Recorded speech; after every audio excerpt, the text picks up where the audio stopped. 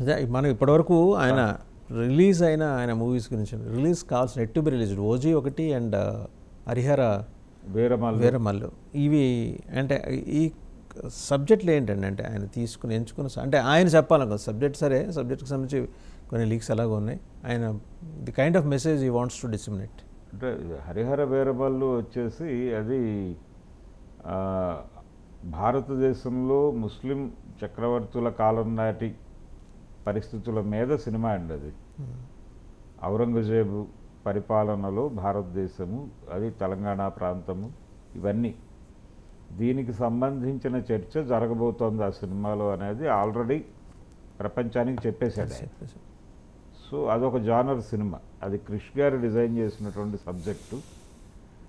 ఆ సబ్జెక్టుని ఇప్పుడు గీతాకృష్ణ హ్యాండిల్ చేయబోతున్నాడు. ఆల్మోస్ట్ కంప్లీషన్ స్టేజ్లో ఉంది. అది ఒక 10 రోజులు ఈయన టైం కేటాయిస్తే అయిపోతుంది అది.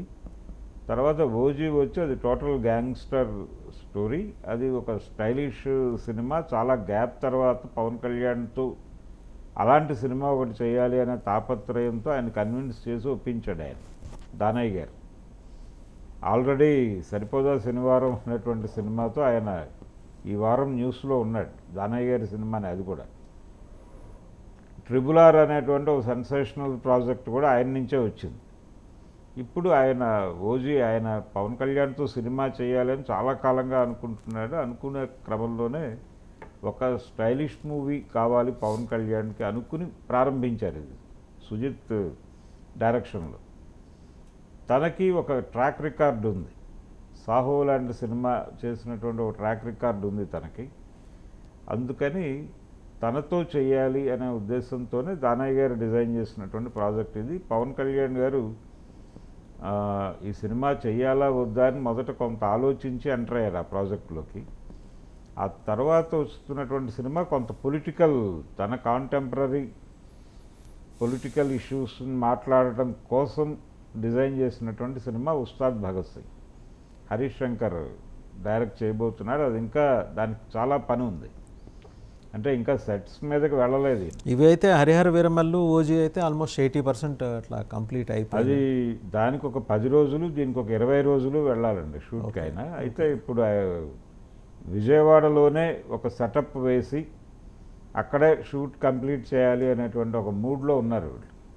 దానికి సంబంధించిన ఏర్పాట్లు చేస్తున్నారు. అంటే ఆయన ఒక మాట అన్నారు, ఉప ముఖ్యమంత్రి అయిన తర్వాత ఆయన పిఠాపురంలో మీడియాతో మాట్లాడుతూ ఈ సినిమాల పరిస్థితి ఏమిటి అనేది ప్రస్తావనకు వస్తే, ఇప్పుడు ఇమ్మీడియట్గా నేను వాళ్ళకి డేట్స్ కేటాయించే పరిస్థితి లేదు, కానీ 3 నెలల తర్వాత నెలకు 2 రోజులు 3 రోజులు అలా కేటాయించగలను, అలా అనుకుంటున్నాను అన్నారు. ఇప్పుడు 3 నెలలు కంప్లీట్ అయిపోయింది.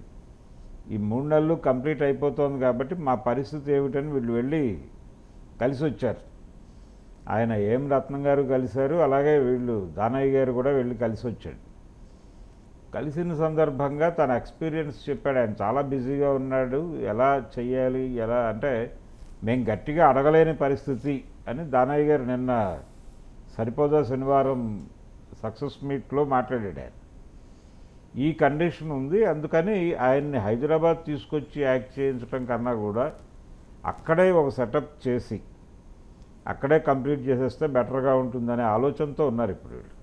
అందుకని పవన్ కళ్యాణ్ పుణ్యమా అని ఇప్పుడు ఆ ప్రాంతంలో అంటే విజయవాడ ఆ ఏరియాలో ఒక స్టూడియో వచ్చేటువంటి అవకాశాలు కనిపిస్తున్నాయి. ఎక్సలెంట్. చాలా కాలం క్రితం అంటే 72లో జయాంధ్ర ఉద్యమం జరిగినప్పుడు కృష్ణ గారు ఆ ఉద్యమానికి మద్దతు ప్రకటిస్తూ ఒకరోజు నిరాహార దీక్ష చేశాడు ఆయన మెడ్రాస్లో. ఆ సందర్భంగా ఒక అనౌన్స్మెంట్ చేశాడు ఆయన, విజయవాడ గుంటూరు మధ్య స్టూడియో నిర్మాణము అని. ఇప్పుడు ఆ స్టూడియో నిర్మాణము అనేది ఇప్పుడు సాకారం కాబోతోంది అనిపిస్తుంది. అది ఒక అంటే పవన్ కళ్యాణ్ వలన ఇప్పుడు విజయవాడ ఏరియాలో ఒక స్టూడియో వస్తుంది అని అనుకోవాలి. అది అంటే ఆయన ఆల్రెడీ నిన్న చెప్పాడు. అది వెల్కమింగ్ డెవలప్మెంట్, అది అందరూ స్వాగతించాల్సింది. అంటే ఆయన అటు ఇండస్ట్రీని కూడా కావాల్సినంత ఇనఫ్ ఆక్సిజన్ ఇప్పించడానికి ఆయన చేస్తున్న ప్రయత్నం. సినిమాటోగ్రఫీ మినిస్టర్ కూడా జనసేన నుంచే ఉన్నాడు ఇప్పుడు, కందుల దుర్గేష్ గారు. సో అందుకనే ఆ రోజున నిర్మాతల మండలి నుంచి అల్లు అరవింద్ గారి నాయకత్వంలో ఒక ప్రతినిధి బృందం వెళ్ళి ఇండస్ట్రీకి సంబంధించి ఉన్నటువంటి ఇష్యూస్ గురించి మాట్లాడొచ్చారు పవన్ కళ్యాణ్తో. మాట్లాడి ఈ విషయాలన్నీ మేము చెప్పాము, ఆయన త్వరలో మరొకసారి కలుద్దాము అన్నారు. ఆలోచించి, అలాగే తను ఇది కూటమి ప్రభుత్వం కాబట్టి తను కన్విన్స్ చేయాల్సినటువంటి పార్టీలు ఇంకో 2 ఉన్నాయి దానిలో, అందుకని ఆయనకి టైం ఇచ్చి మేము వచ్చేసామని చెప్పాడు అరవింద్ గారు. అలా ఆయన పరిశ్రమని ఆంధ్రప్రదేశ్ సినిమా పరిశ్రమ అనేది కూడా ఆయన ఆలోచిస్తారు. పెద్దగా ఇబ్బంది పడక్కర్లేదేమో ఇండస్ట్రీ, ఎందుకంటే చంద్రబాబు గారు కూడా సినిమాటోగ్రఫీ మినిస్టర్గానే మినిస్టర్గా ఆయన కెరీర్ స్టార్ట్ అయింది అక్కడే. సో ఆయన సానుకూలంగా ఉంటారు ఇండస్ట్రీకి.